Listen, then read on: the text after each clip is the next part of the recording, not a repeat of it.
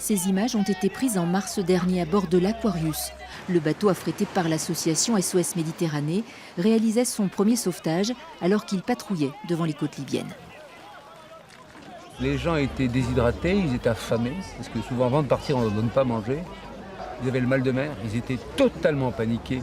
Et quand ils sont dans cette mer qui bouge de 1, 2, 3 mètres, et qu'en plus ils ne savent pas nager et qu'ils savent qu'ils s'y tombent là, ils sont morts. C'est une panique totale. Donc on a vu arriver des gens qui en quelques heures étaient déjà des naufragés du radeau de la Méduse. On estime que 40 000 migrants sont morts noyés en Méditerranée. L'Aquarius a sauvé 5 600 vies en 6 mois. Une goutte d'eau certes, mais d'une valeur inestimable.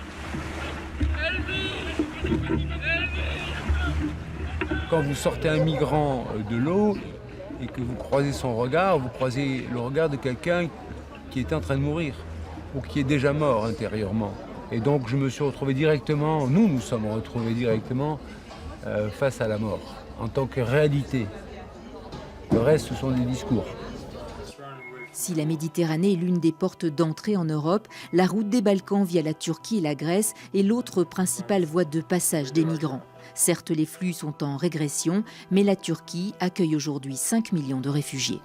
Est-ce que la solution serait que ces gens restent en Turquie? Certainement pas, parce que les gens ont envie de partir et parce que c'est humanitairement, techniquement, financièrement pas possible d'imaginer que la Turquie va accueillir tous les gens qui voudraient se mettre en mouvement. C'est juste pas possible. Quels que soient les murs que l'on puisse dresser, les barrières que l'on établira, les complications administratives en tout genre, ces gens-là continueront à venir. Autant que leur arrivée se fasse dans de bonnes conditions. Je crois que c'est de l'intérêt de tout le monde. L'Europe réussira-t-elle à relever ce défi? La question est posée cette semaine à Douarnenez lors des débats et des projections.